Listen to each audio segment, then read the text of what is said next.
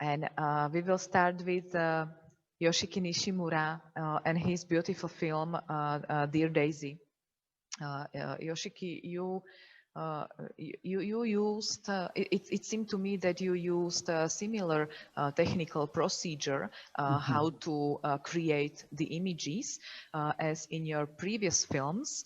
But anyhow, although usually quite a big part of our audience are regular visitors of Ji.hlava Festival, and they already know your work and your creative method. Still, there are, of course, each year new and new viewers. So I would like to ask you, could you please describe for us the exact procedure, how you created images in your film? Oh, okay. Okay. In my film, I bring reality into computer graphics space, and this time I use this one. It's a broken computer, and I use the photogrammetry technique. It's okay. I shoot. This one, it's a camera. Maybe I shoot hundreds of photographs from this object, and I turned into object, 3D object in computer graphics space. The technique is called a photogrammetry technique. Now it's so impressive. No, it's getting much better every year. So I use it. That's a technique. Oh, and could you say what were the source images that you worked with, the images that you were then working with using the photogrammetry technique? So how did you acquire the original images? Were they photographies or continuous video? Did you shoot it? Did you find it somewhere? So what is the source of the images? I can also use a continuous video images, but the photograph is much more accurate. So I use photographs, lots of photographs. For this one, I use maybe 200, 300 photographs, high resolutions, and the program turns those images to one computer graphics 3D object. That's a photogrammetry technique. Mm-hmm. I see. And what you are holding in your hand is, in fact, the main character of your film.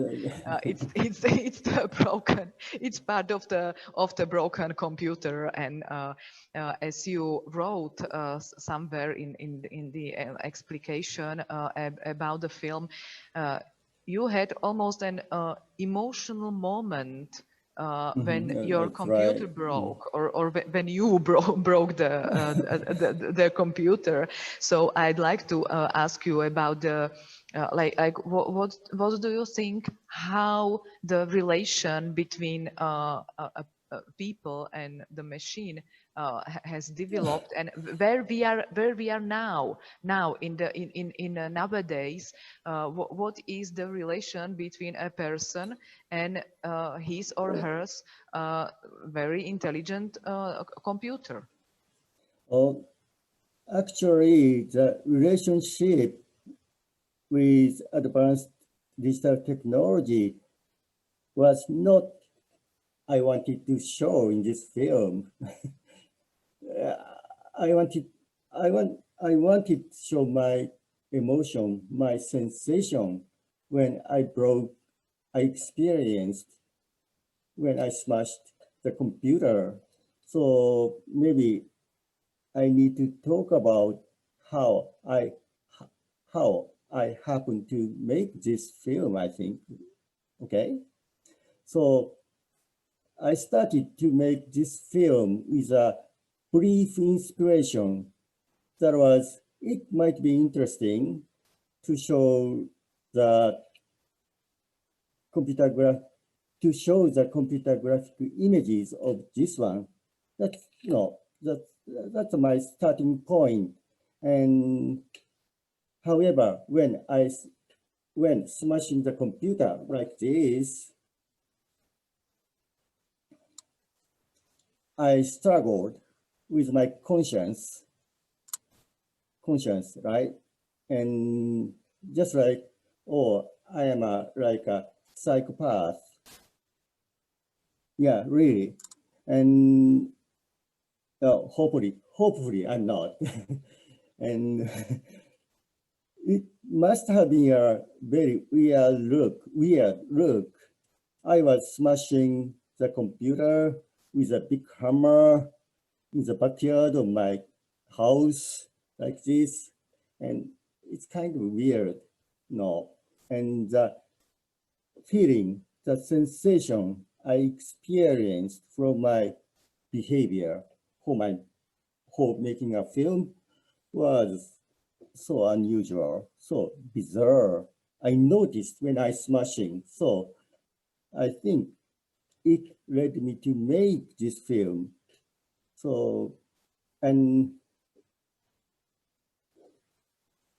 but showing just the violence is a bit too abstract. So I used the story. The story is about the relationship with digital technology. Just I used it. But what I wanted to show is the sensation I experienced from my behavior. That's really that's very interesting, and it's really intriguing how you can use the purely digital procedures and techniques to capture some specific feeling or a sensation in certain moment. And but why did you have a particular reason?